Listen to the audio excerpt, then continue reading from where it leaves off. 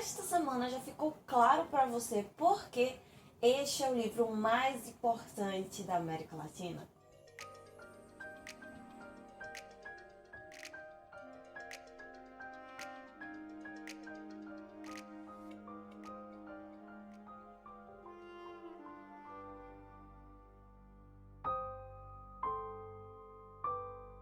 O que temos para hoje, Sanches e Dulcineias? Eu sou a Larissa Bertolino, você está no canal Uma Garota Quixotesca, onde nós tratamos de literatura, sempre partindo de ideias, pressupostos, possibilidades que venham do nosso queridíssimo Dom Quixote de La Mancha. E mais especificamente, você se encontra no primeiríssimo episódio da nossa jornada de leitura conjunta 100 anos de solidão do Gabriel Garcia Marques, a nossa primeira jornada de leitura de muitas que virão em 2023.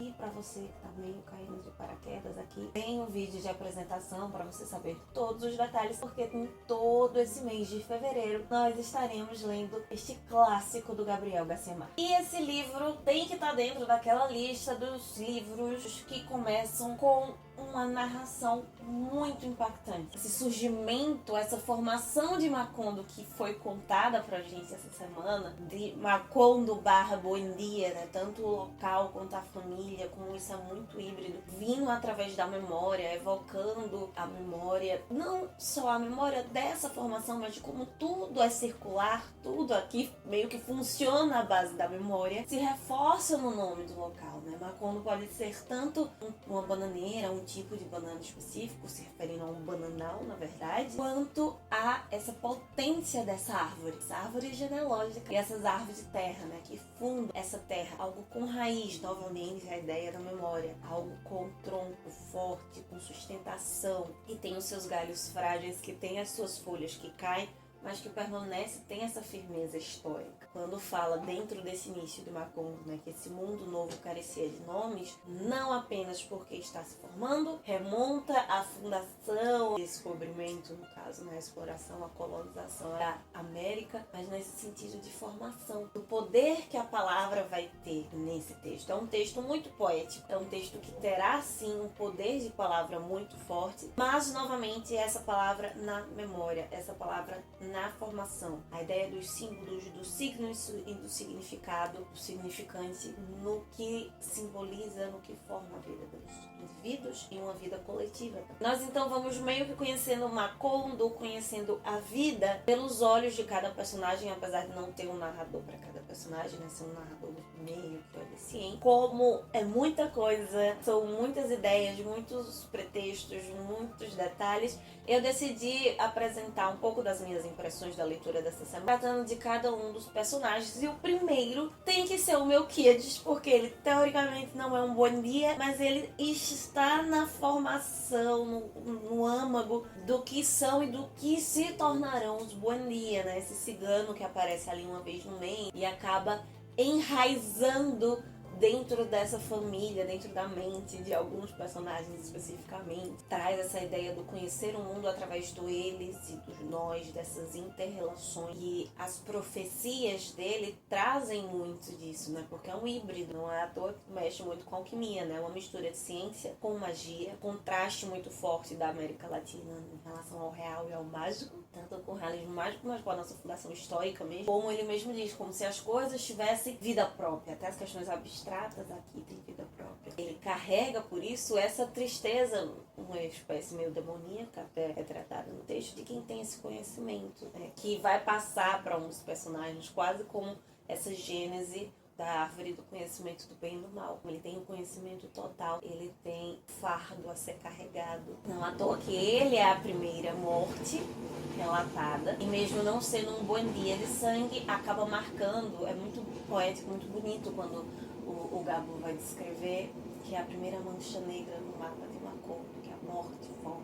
Uma das coisas que me chamou a atenção, até pela etimologia da palavra, por esse jogo com o conhecimento, é que o Melquíades me lembra muito o Mephistófeles, ou Mephistófeles, a depender da tradução, que tem várias lendas, várias histórias, mas ele é o demônio do Fausto, né, mais conhecido pelo Fausto, do Goethe. Ele seria o demônio da sedução, que captura as pessoas, totalmente relacionado a esse conhecimento que acaba enlouquecendo, tanto da racionalidade ao extremo, como esse conceito de que o homem precisa de algo para preencher o seu vazio, e muitas vezes, quando se vai isso no conhecimento, por mais que seja importante na ciência, mas há um desequilíbrio disso, né? Se focando em uma única coisa, há um desequilíbrio psíquico também. Consecutivamente, o nosso segundo personagem, um personagem cativante, talvez melhor vá se encaixar nas descrições do Peter Gay sobre o modernismo, é o José Arcádio Buendía, o patriarca da família. Ele é o que melhor classificaria-se aqui dentro no exame cerrado de si mesmo, quando ele tem a descoberta, atenção, terraplanistas, da laranja, da terra ser redonda como uma laranja, mas não só de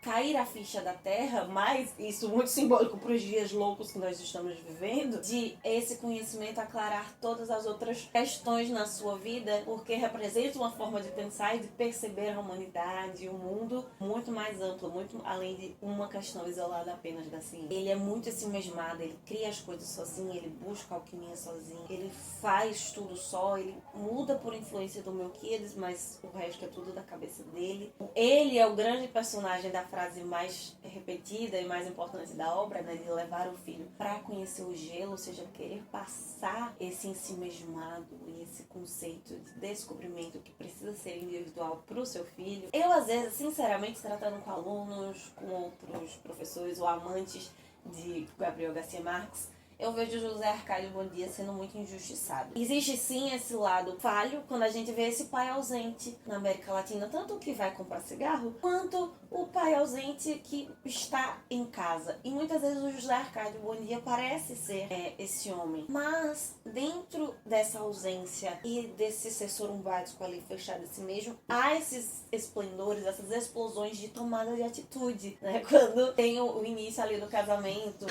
ele e o Solano querem ter relações pro filho não nascer com um rabinho de porco, né, por causa da maldição. Eles, e se for pra nascer uma iguana, ok, tudo bem, vamos ter iguanas e vamos criar iguanas, mas vamos tomar atitude e responsabilidade em cima do que a gente sente, do projeto de família que a gente quer ter. Ele que decide, mesmo depois, chegar a Macondo em busca do mar, e mesmo tendo esse propósito, ele é que decide fundar Macondo. Quando a Úrsula desaparece por causa do filho, é o único que sente saudade dela, não só que sente, mas de ter percebido a ausência de uma mulher que rege tudo ali, e é uma das declarações mais bonitas de amor dentro do livro até agora. O José Arcádio, ele tem esses lapsos de hombridade. Talvez a coisa mais significativa dele que ficou pra mim essa semana, pensando muito nessa ideia de memória, né, a Colômbia, la tierra del olvido, ele tenta criar a máquina de memória e diz que ele meio que criou um dicionário, como os livros, como a linguagem. É, ainda hoje, mesmo que nós criemos internet, fotografia, mas é através da memória que nós tentamos preservar as coisas eternamente, e isso nós fazemos através da linguagem, como nós significamos as palavras. Fora outros momentos, né? Ele vai peitar o coronel, parece ser o único que chora pelos mortos. Ele, né, nessa inteligentice, nessa baita inteligência, ele peita o padre em latim, falando a mesma linguagem. Então, o José Arcádio tem esse poder de linguagem. É aquele personagem isolado, sozinho o tempo todo, mas quando ele abre a boca na linguagem, no canal de comunicação que o seu interlocutor precisa ouvir. E por isso, dos homens da família Buendía, foi o personagem que mais me encantou essa semana. Por outro lado, mulheres encantadoras essa semana não faltaram. Indo agora pra Úrsula, matriarca. Ela, obviamente, das mulheres, é a personagem mais forte até agora, sem sombra de dúvidas. E eu acho muito difícil que tenha outra. Nada supera Úrsula Iguarán. Essa ideia de trazer a mulher como nervos inquebrantáveis, né, reflete muito a solidão da mulher latino-americana. Nós temos aqui no Brasil muito problematizada a solidão da mulher negra. Ao mesmo tempo, esse outro lado do medo da crendice, né? Quando ela tem ali medo de ter filhos amaldiçoados. E não só por isso, mas uma coisa que às vezes me pegou muito nessas mulheres fortes, pelo menos que convivem comigo, latino-americanas, de ser forte, de ter os seus princípios, de bater de frente. Na maioria dos momentos, ter muito medo do que as pessoas vão pensar sobre ela. A Úrsula, ela tem esse jogo que torna ela uma personagem extremamente cativante, humana nesse sentido, por ter essas duas faces muito bem trabalhadas. Quando tem essa ausência dela, o marido sente falta, diz que o nosso anseio maior é o retorno do amor. Como cristã, pra mim isso foi incrível, foi talvez a frase mais bonita até agora. Mas tanto dela quanto dele, desse retorno do outro. O retorno não só de voltar, de estar ausente, mas de ser amado na mesma medida que se ama. Também na forma como ela cria os filhos, mesmo sendo essa senhora de mãos de ferro, quando ela pensa na casinha branca para as filhas receberem os atendentes, tem esse quê idealizador, esse quê sonhador da Úrsula, que talvez seja por isso que a torne tão forte. Ela sonha, mas ela busca, ela vai atrás. Por ela amar muito esse sonho, ela regaça as mangas e faz. A Amaranta, das filhas dos Buendia, foi a que eu me identifiquei mais, que eu gostei mais. A Rebeca me deu um certo coraçãozinho. O simbolismo dela, aprender guarrira antes de aprender espanhol, já representa talvez um outro período na América Latina.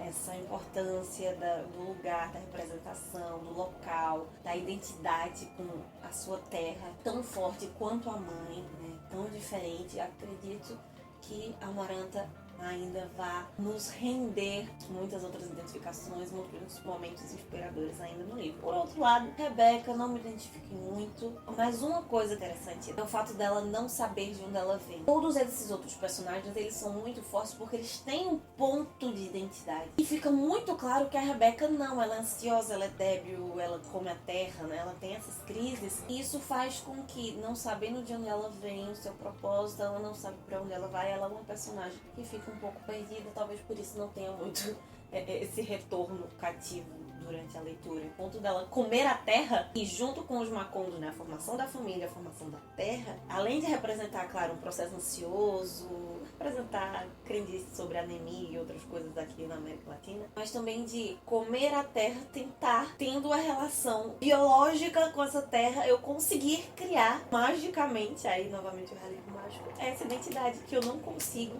desenvolver naturalmente. Aureliano e José Arcádio. Talvez mude, mas até agora não me impressionaram tanto quanto os demais personagens. Claro que a parte do Aureliano, nunca esquecer a tarde no qual o pai o apresentou o gelo, que isso está sempre repetido, evocam vontade de conhecê-lo um pouco mais, de tentar desvendar um pouco da mente desse personagem.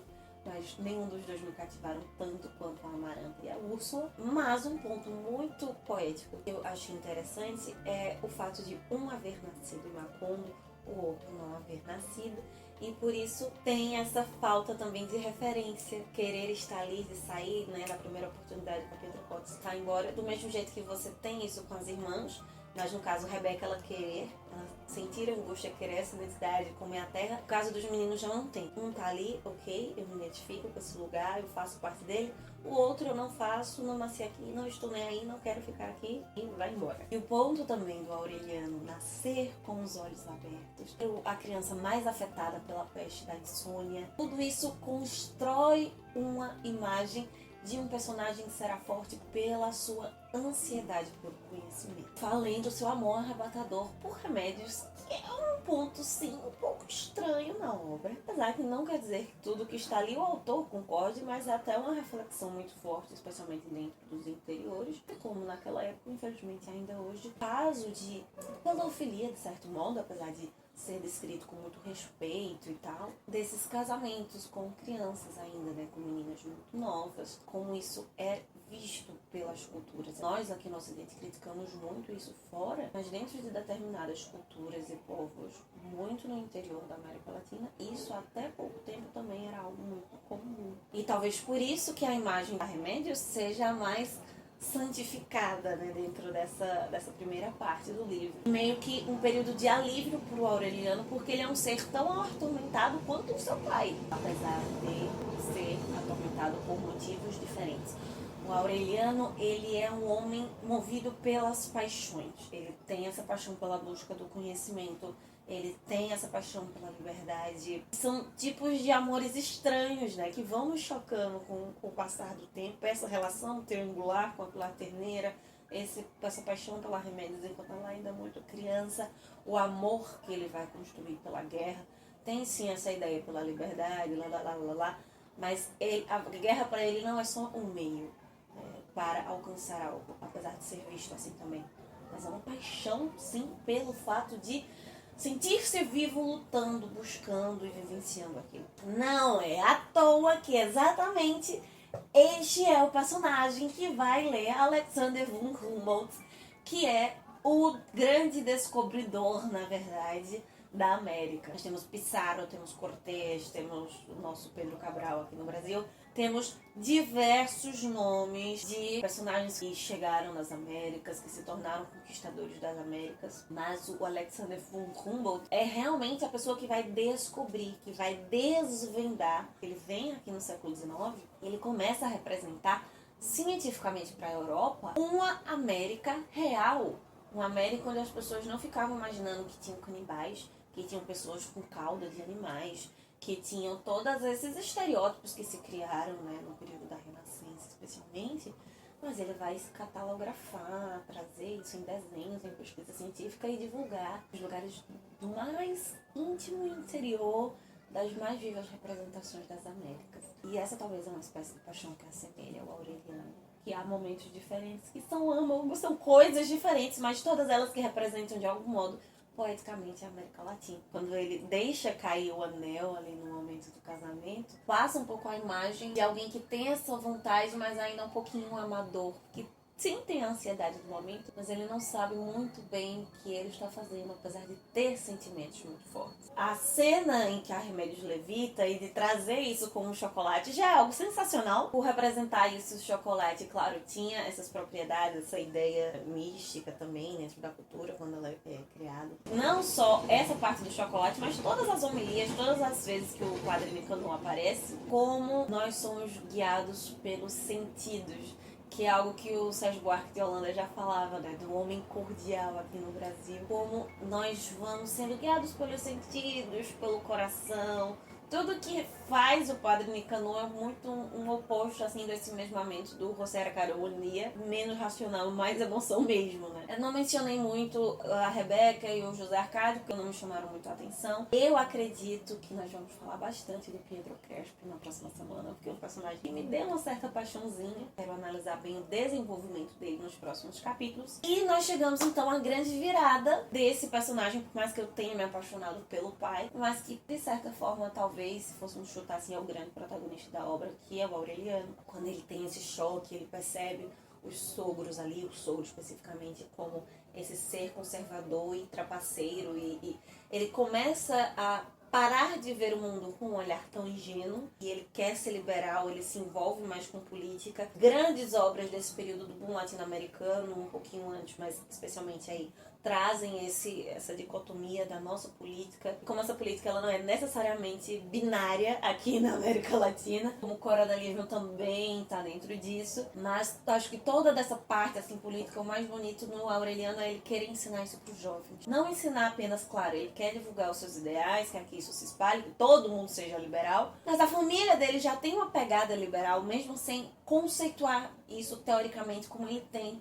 agora. Ele quer passar isso para os jovens, ele quer que os jovens tenham esse mesmo sentimento, essa mesma força dele. Há novamente um sentimento, como tinha no pai, de hombridade, de lutar por ideais. Ele continua se encontrando com José Arcádio e com a Rebeca para tomar café, né, os intocáveis da família. Então ele tem esse quê rebelde de lutar pela vida e ir de acordo com as suas convicções e não simplesmente com o que é certo ou errado, porque as pessoas dizem ser certo ou errado. E é nesse momento onde todo esse panorama fica muito claro que talvez nós tenhamos a grande construção desses 5 capítulos, que é a construção do Aureliano, quando ele responde pro sogro: não me chame mais de Aurelito a partir de hoje, a partir de agora, eu sou o Coronel Aureliano Buendia, que é como ele vai ser conhecido até o final do livro, mas que muda, não mudar em demasia, porque ele continua como ele já era, mas ter essa constatação, convicção de como eu vou querer viver o resto da minha vida. E fechou a nossa leitura dessa semana quase como uma final de temporada de série. Quadro fechado no rosto do protagonista, ele dizendo que não é mais fulano, ele é fulano de tal, congela, e a gente tem que esperar agora a próxima temporada. Bom que a gente não vai esperar muito, porque a próxima temporada já é essa semana, são os capítulos 6 a 10 de 100 anos de solidão. Eu te espero então na próxima segunda-feira para nós apresentarmos as nossas impressões dessa leitura, mas nas quarta e na sexta a gente se encontra e continua falando sobre literatura aqui no canal